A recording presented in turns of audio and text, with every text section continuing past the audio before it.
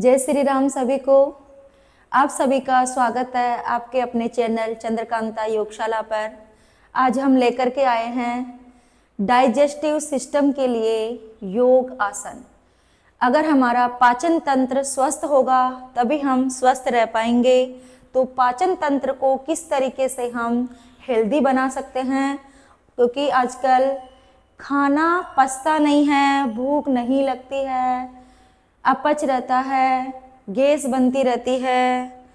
तो खाने को पचाने के लिए हम कौन कौन से योग आसन कर सकते हैं जिससे हमारा पाचन तंत्र स्वस्थ रहे। तो पहला आसन है हमारा, यह आप खाना खाने के बाद भी कर सकते हो, वज्रासन। इस तरीके से आपको बैठना है। कैसे बैठेंगे? जैसे दंडासन में बैठे हैं तो दंडासन से सीधा एक पैर को लेके आएंगे, फिर दूसरे पैर को इस तरीके से दोनों पैरों के ऊपर हमें बैठना है। इसे बोलते हैं वज्रासन। इससे हमारी यहाँ से यहाँ तक की जितनी भी नसें होती है वो सारी दबती है, पिंडलियों की सारी नसें दबती है, जिससे हमारा पाचन तंत्र स्वस्थ रहता है।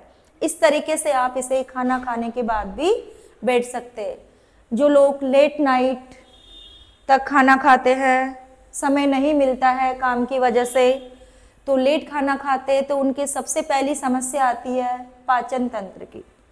तो इस तरीके से बैठ करके वो अपने पाचन तंत्र को स्वस्थ बना सकते हैं। तो पहला आसन हो गया हमारा जो हम बैठे बैठे कर सकते हैं। बैठे बैठे हम अपने पाचन तंत्र को कैसे स्वस्थ कर सकते हैं। अब दूसरा आसन है, उसमें हम क्या करेंगे, उष्ट्रासन, जिसे हम कैमल पोज भी कहते हैं। इसमें इस तरीके से बैठेंगे, दोनों पैरों में इतना गैप रहेगा। राइट हैंड से इस तरीके से राइट लेग को पकड़ेंगे, लेफ्ट से लेफ्ट को पकड़ेंगे, इस तरीके से होल्ड करेंगे यहाँ पर, जितनी देर भी आप कर सकते हो। तो ये डाइजेस्टिव सिस्टम के लिए भी, थायराइड के लिए भी बहुत अच्छा है। इस तरीके से करके हम अपने पाचन तंत्र को स्वस्थ बना सकते हैं। ये हो गए दो आसन। अब है हमारा तीसरा आसन, जिसे हम अर्धमतेंद्र आसन कहते हैं। इसमें हम इस तरीके से बैठ जाएंगे। अब राइट लेग को लेफ्ट में लेके जाएंगे, इस तरीके से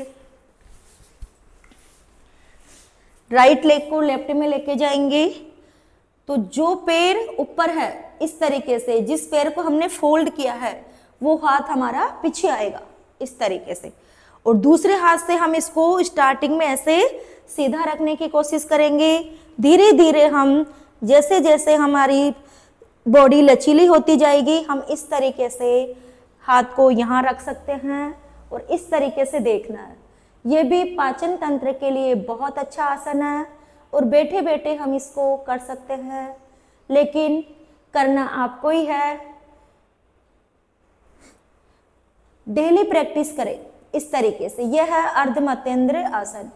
इसमें शुरुआत में हम 30-30 कर सकते हैं, फिर धीरे धीरे हम एक बार यहाँ होल्ड करके 30 तक रहो, फिर दूसरे वाले पैर से भी इस तरीके से करेंगे। जो पैर इधर आया वो हाथ पीछे आएगा, इस तरीके से। योग आसन में हम दोनों साइड में करते हैं, चाहे लेग हो या चाहे हैंड हो, तभी बैलेंस बनता है। तो इस तरीके से हम डेली इन 5 आसन की प्रैक्टिस करके अपने डाइजेस्टिव सिस्टम को सही कर सकते हैं, स्वस्थ कर सकते हैं। तो ये हो गए हमारे 3 आसन। चौथा आसन है हमारा जो हम बैठे बैठे कर सकते हैं, गोमुख आसन। इससे सर्वाइकल की समस्या भी दूर होगी और पूरी बॉडी शेप में आती है इससे। किस तरीके से करेंगे, एक पैर उठा करके दूसरे पैर के ऊपर रखा, जो फिर ऊपर पैर है वही हाथ ऊपर से जाएगा और पीछे से इस तरीके से हम ग्रिप बनाएंगे और हाथ को पकड़ेंगे, सामने देखेंगे। ये भी डाइजेस्टिव सिस्टम के लिए बहुत अच्छा है, पूरी बॉडी शेप में लाता है, सर्वाइकल के लिए भी बहुत अच्छा है। इस तरीके से हम यहाँ पर प्रैक्टिस कर सकते हैं। ये हो गया हमारा चौथा आसन। इसी तरीके से लेफ्ट लेग से भी करेंगे। अब जो पैर ऊपर है, लेफ्ट ऊपर है, तो लेफ्ट हैंड ही ऊपर आएगा और फिर नीचे से राइट हैंड को इस तरीके से ग्रिप बना करके पकड़ेंगे और अपने डाइजेस्टिव सिस्टम को हेल्दी कर सकते हैं बैठे बैठे। ये हो गए हमारे 4 आसन। 5वां आसन है हमारा पवन मुक्त आसन। वो भी बहुत अच्छा है। इसमें हम लेट जाएंगे। सबसे पहले करते हैं हम अर्ध पवन मुक्त आसन। इसमें राइट वाली लेग को हम श्वास भरते हुए पंजे अपनी तरफ इस तरीके से और सिर को लेते हुए आएंगे। अगर जिनके सर्वाइकल है तो सिर को ऊपर नहीं लेके आए, इस तरीके से, और यहाँ होल्ड करेंगे। इसी तरीके से लेफ्ट लेग से इस तरीके से लेते हुए आएंगे श्वास भरते हुए और फिर यहाँ होल्ड करेंगे। ये हो गया अर्ध पवन मुक्त आसन। अब पूर्ण पवन मुक्त आसन करने के लिए क्या करेंगे, दोनों पैरों को इस तरीके से लेते हुए आएंगे और यहाँ पर होल्ड करेंगे। जिनके सर्वाइकल है वो गर्दन को ना उठाए, इस तरीके से कर सकते हैं।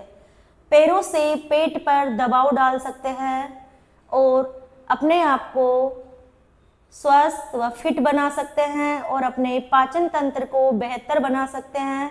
इसी तरीके की और वीडियो देखने के लिए सब्सक्राइब करना ना भूलें और इसी तरीके से आपके अपने चैनल पर जुड़े रहिए। जय श्री राम।